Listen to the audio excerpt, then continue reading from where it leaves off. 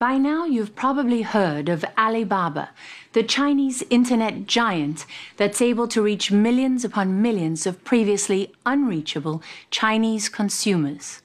The company went public this month on the New York Stock Exchange and became one of the most valuable in the world. And Alibaba is just getting started.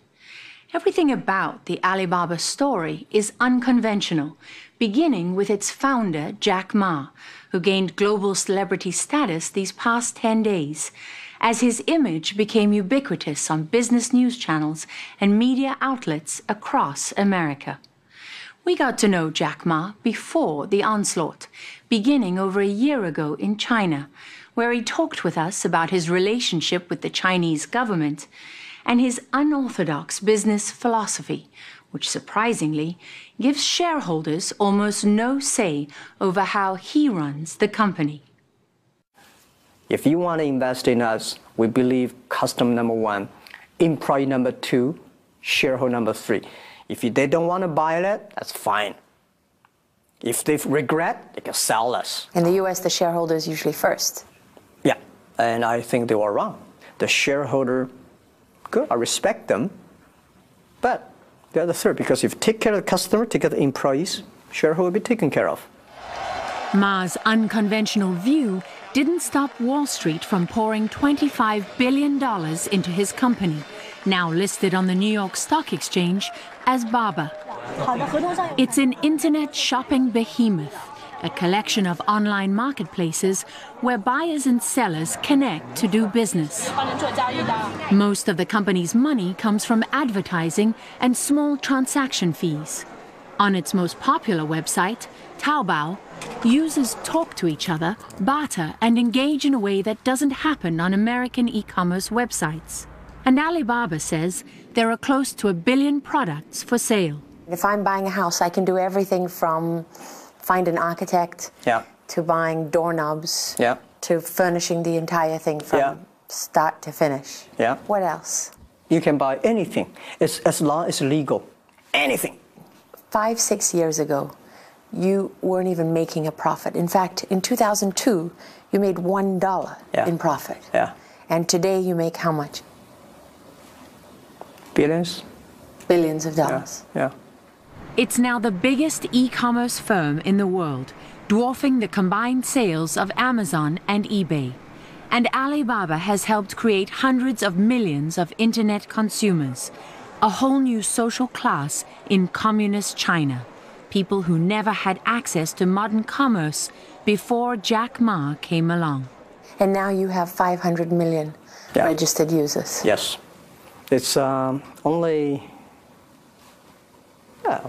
like a little bit more than 40% of China population, and we need more. We have over 100 million people visiting the site, shopping every day coming, and it's just a beginning.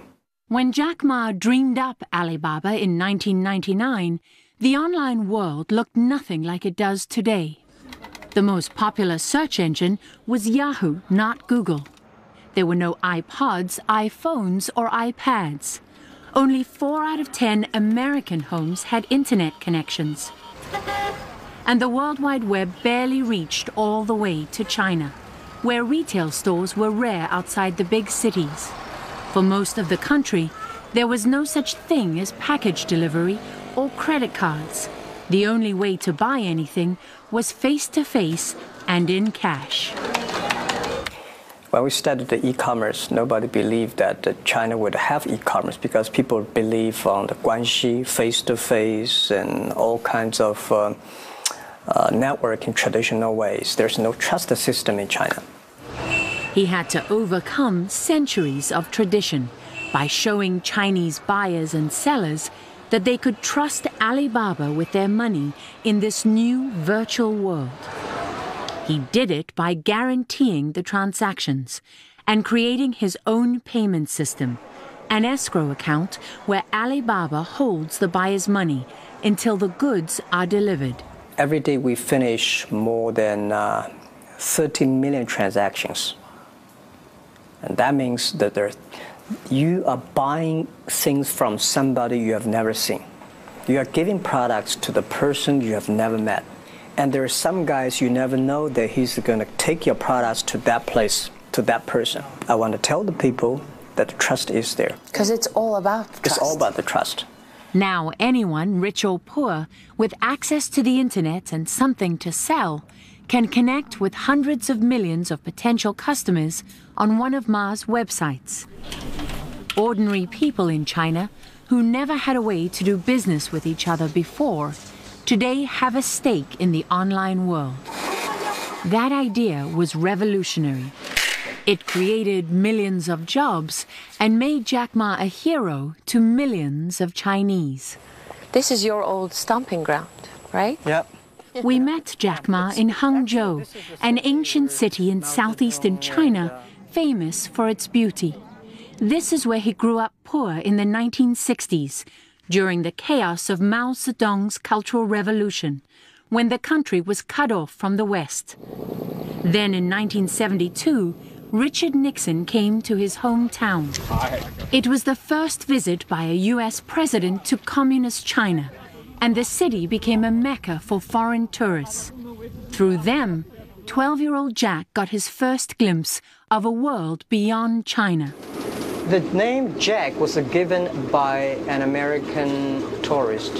He told us how he taught himself English, walking up to foreigners and offering free tours in exchange for free lessons. Unlike many successful Chinese entrepreneurs, Jack Ma never studied in the U.S. He also had no status, money, or connections.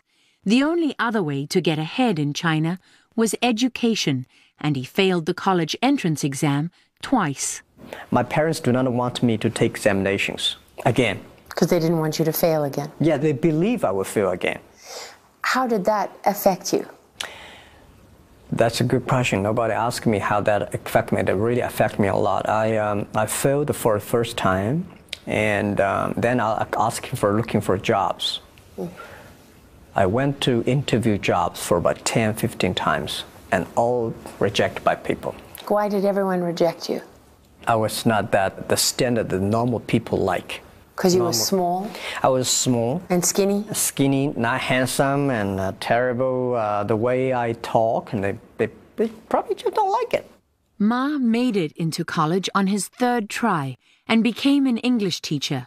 With no computing or engineering background, he's an unlikely tech titan, but he says he was captivated by the internet from the moment he first saw it in 1995, when he came to the U.S. as a translator. I never touched keyboard before. I never using computer before, and I say, "What is internet?" He said, "Jack, search whatever you want on the internet." I said, "How can I search? What does search mean?" He said, "Just the type." I said, "I don't want to type." Computer is so expensive in China, I don't want to destroy it. He said, "It's not a bomb, just the type." So I typed the first word called beer. At that time, very slow. Come out the American beer, Japan beer, and the German beer, but no China beer. So I was curious and I typed China. No China, no data. Came back to Hangzhou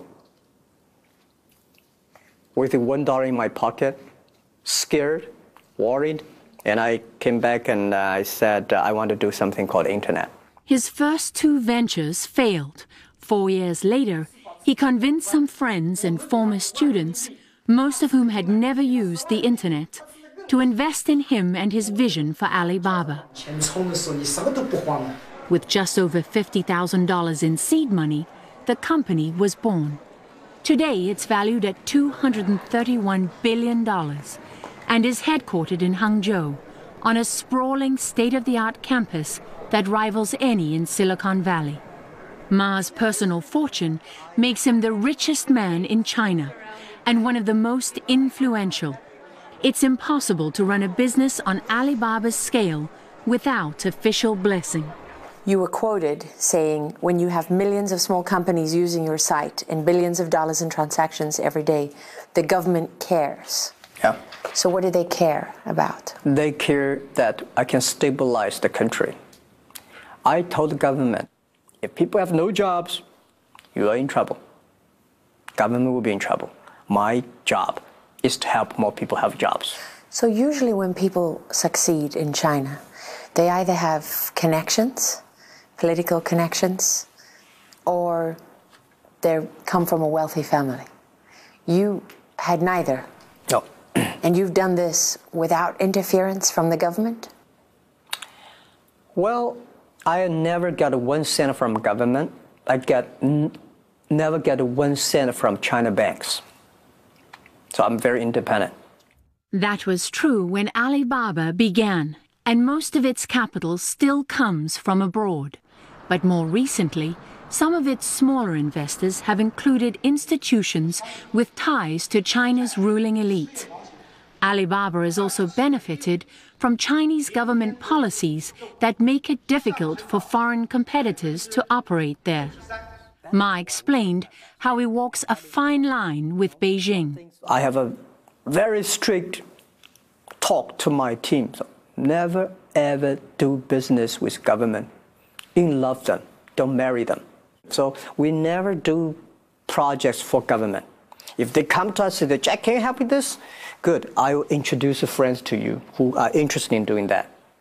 Or if you wanted me to do it, I do it free for you. Just one, next time don't come to me again. So because of that, we keep very good love relationship with the government. When we pressed Ma, he acknowledged there are times he has to bow to Chinese authorities, though he was surprisingly frank about a subject that's also sensitive among U.S. internet companies, including Google, Facebook, and Yahoo. You gather more information on Chinese citizens than anyone else in the country. You mean me? Yes. Yeah. So when the Chinese government comes knocking on your door asking for that information, how do you handle that? What do you do? Okay. We have a very strict process working with the government. If they want to do it, it's related with the national security, we work together. Any country, any citizen, anywhere, you have to work. I believe Google has to do. If it's the national security of the USA, Facebook has to do it, Alibaba will definitely have to do it.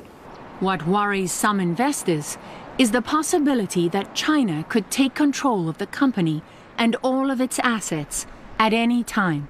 And then there's Alibaba's unusual corporate structure, which puts all the power in the hands of Jack Ma and a small group of insiders. First of all, I want you to put on this. But there's another side of him that's little known outside of China, where he's a celebrity. A cult of Ma reaches across the country and inspires almost fanatical loyalty among his employees and their families, who record his speeches and quote his sayings.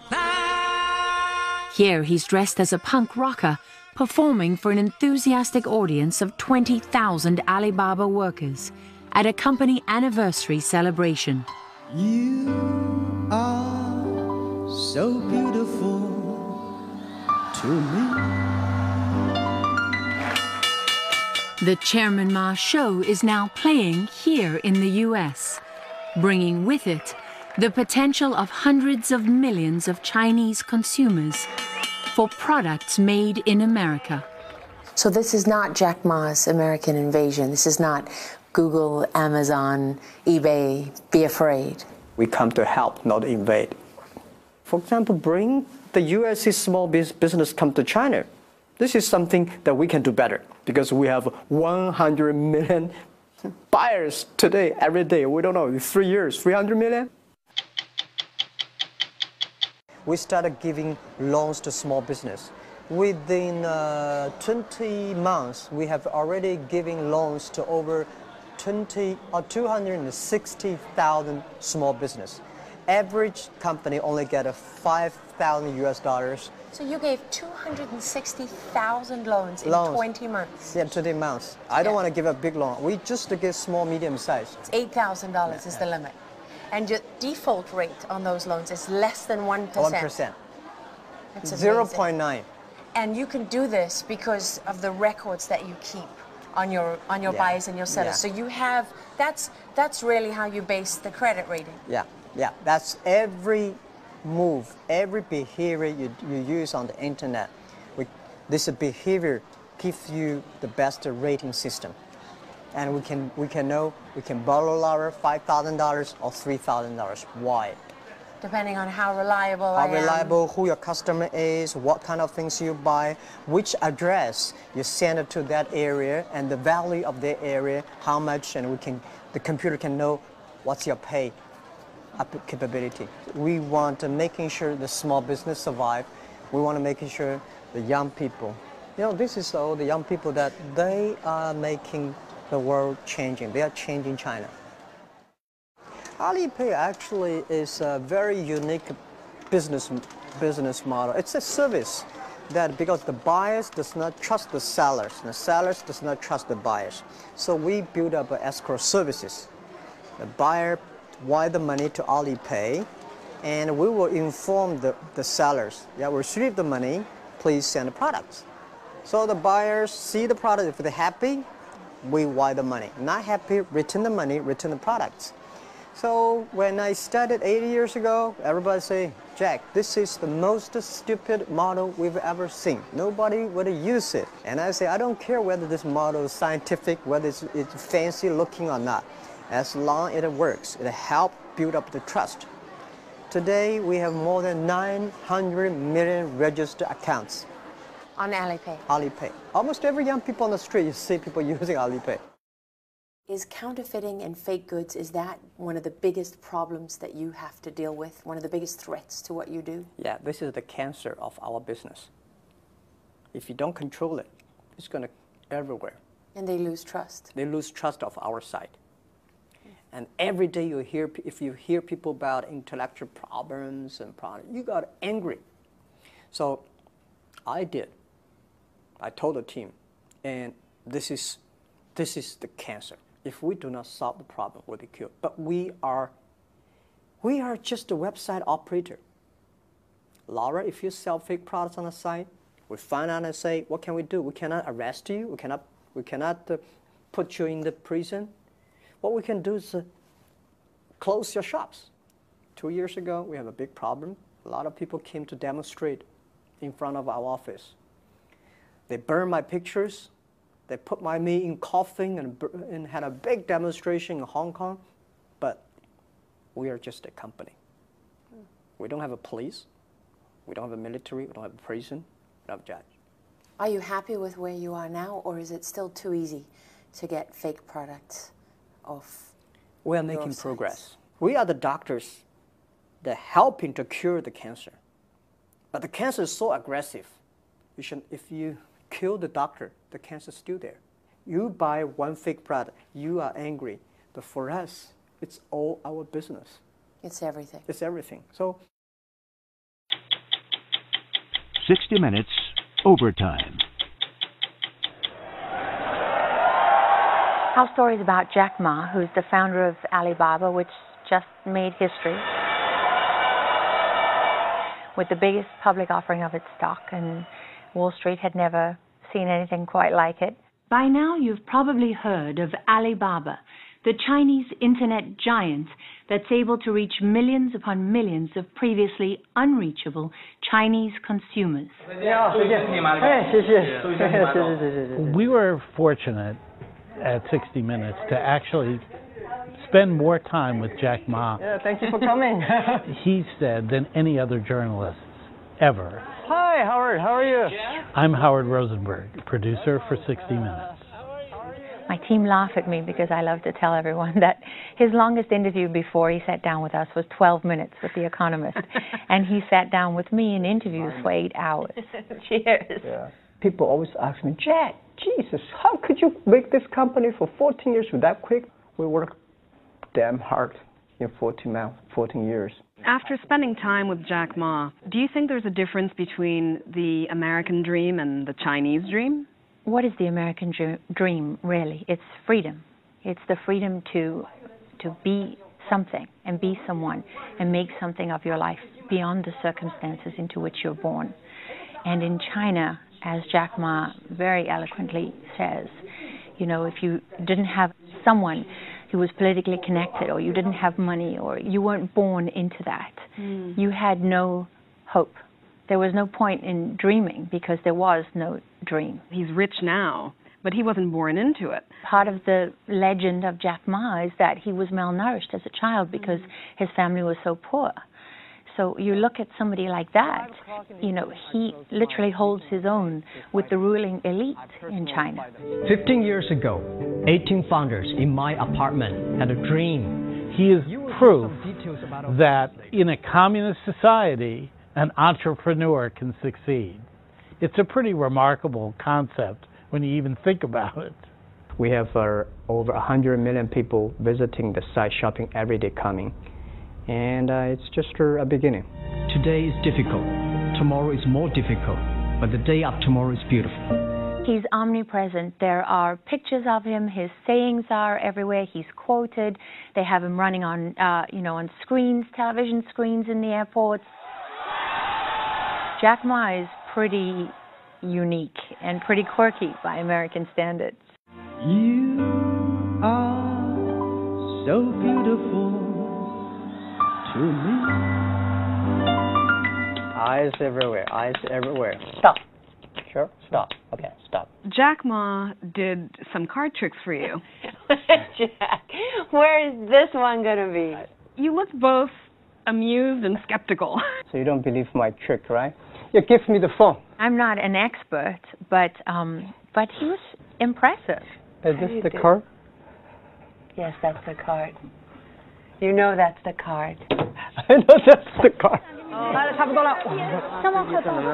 There's 60 minutes footage of him posing with his employees, and you're there. You're sort of in the background looking. I mean, he's like a rock star.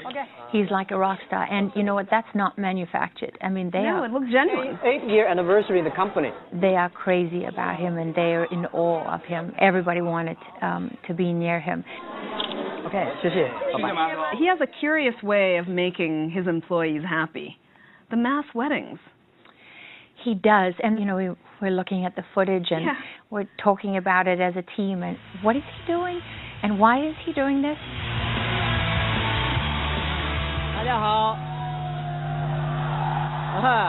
At first, when I heard about the mass weddings, I thought, well, that sounds a bit cultish. I don't know of any business person in the U.S. who marries their employees. I think it's fair to say there are none. Really? Yeah. They should learn. They should learn? Yeah, they should learn, and they should make their employees happy. If they want to do it, let's do it for them. The way it works, I believe, is that couples get married in a variety of ceremonies. Then one day a year, they all go to a huge party that Jack stages at Alibaba headquarters. Why we do this? Yeah. 10 years ago, because the SARS, bird flu, all the employees in the company was quarantined. And I was locked in the room for 10 days. But when I left the room, I said to myself, life is so short, so beautiful. Don't be so serious about the work. Enjoy the lives. 是纯个性化的服务. This year we got how many? 600 or 700 couples. And I'm announcing, guys, today you'll be married. 多生孩子，谢谢. You love it. Oh, love it.